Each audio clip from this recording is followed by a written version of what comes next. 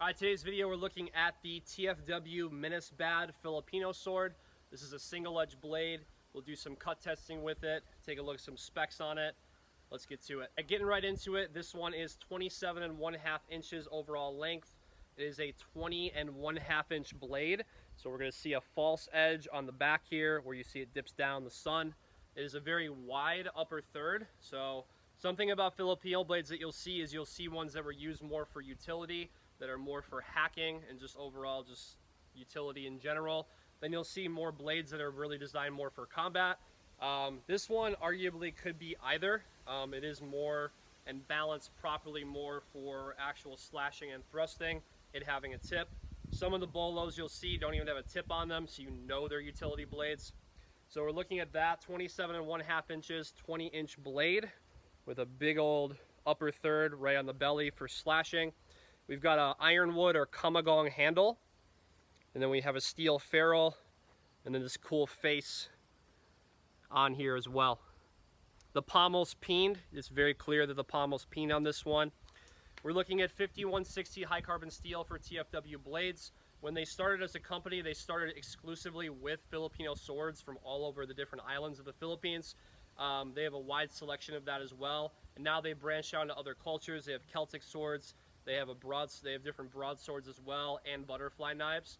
So a lot to offer there from this company. Solid blade. The length on the handle is 4 1/4 inches. So not exactly a tiny handle. Pretty solid on the grip.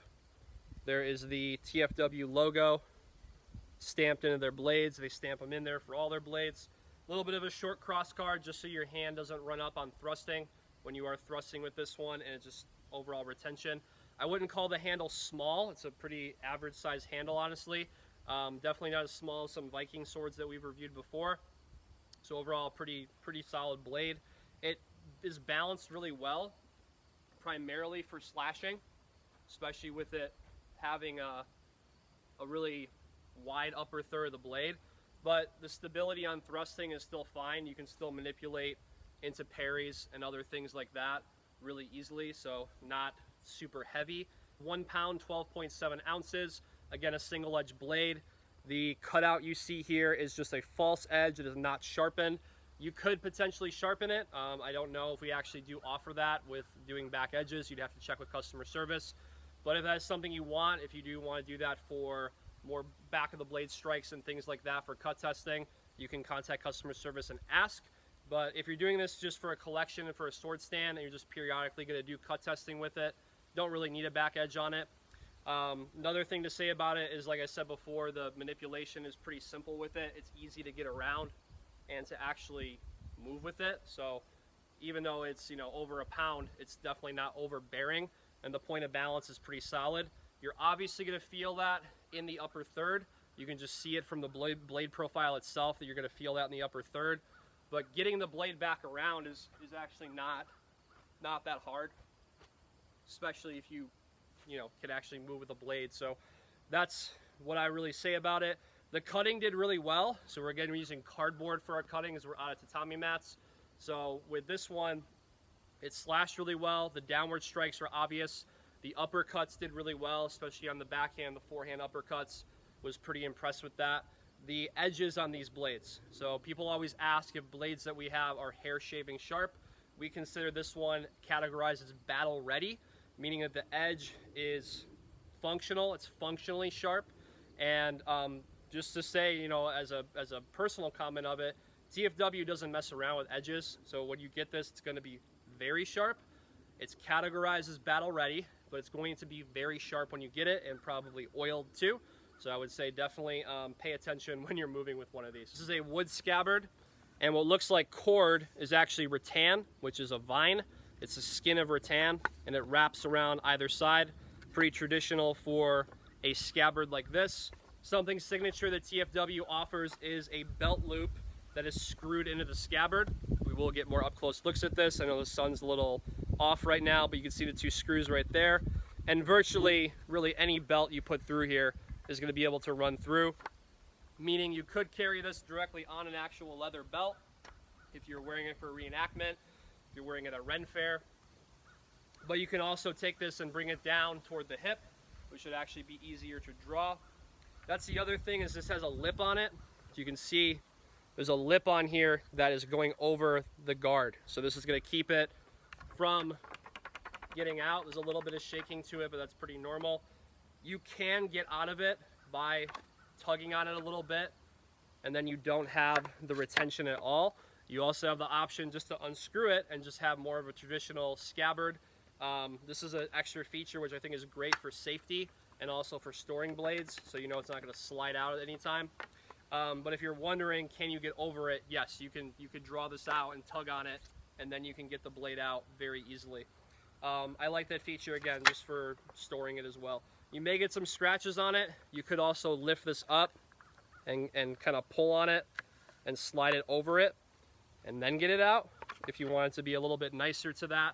But if you don't really care, then you're kind of golden with that, and then that clicks right into place. All right, let's go and take a look at some up close looks of this blade in the scabbard, not the scabbard. We'll get some sun on it. It's sun's hitting really well right now, so we'll definitely get some good specs on it. So let's get to that. Taking a look at this blade, you'll see the awesome face they have on here with the peened pommel. A little bit more up close look of the ironwood or the Kamagong. You're gonna have black and brown for Kamagong. That's really normal. You could oil this a little bit. That wouldn't actually be a bad idea. Steel ferrule, full grip on here. And then looking at the blade profile, again, the edge is great on these, and the back of it, this is completely dulled out, and you'll see the tip is reinforced. So TFW reinforces the tips of their swords. You'll see that runs down to the spine, and then of course back to the handle. I'll give you another view of the face on here because it's really cool. All right, then we just have in the scabbard as well. You can see there is the belt loop with the attachment. You can virtually get really any belt through there of that width. You got plenty of thickness there too. You'll see the screws. They're just regular old screws that you can unscrew if you choose. And then rattan wrapped, running all the way through. Some people also ask what the notches are for. They're just for gripping that with the left hand, so that when you're drawing it, you can slide the right hand onto the handle, obviously.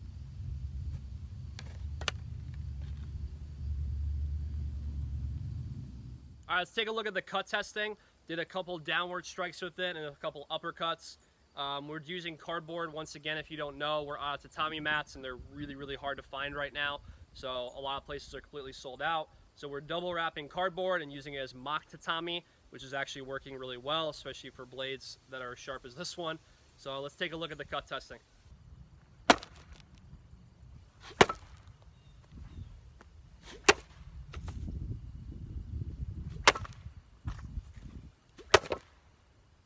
All right, so thanks for joining me for this blade review, the TFW Minasbad Filipino sword, or also referred to as a bolo. So single edge blade, very sharp, great point of balance, and actually the favorite part is the handle for this one. That's my favorite part. The Kamagong is nice and secure, and also helps with when you're sweating. It's more of a flat handle, so definitely a great feature on a blade like this. If you like TFW blades or just Southeast Asian blades in general, leave us a comment below what's your favorite. We always read the comments and put your opinions and stuff into what blades we review. As always, subscribe to the channel, like this video. If you want to see more, let us know. Thank you for your support, and we'll see you in the next one.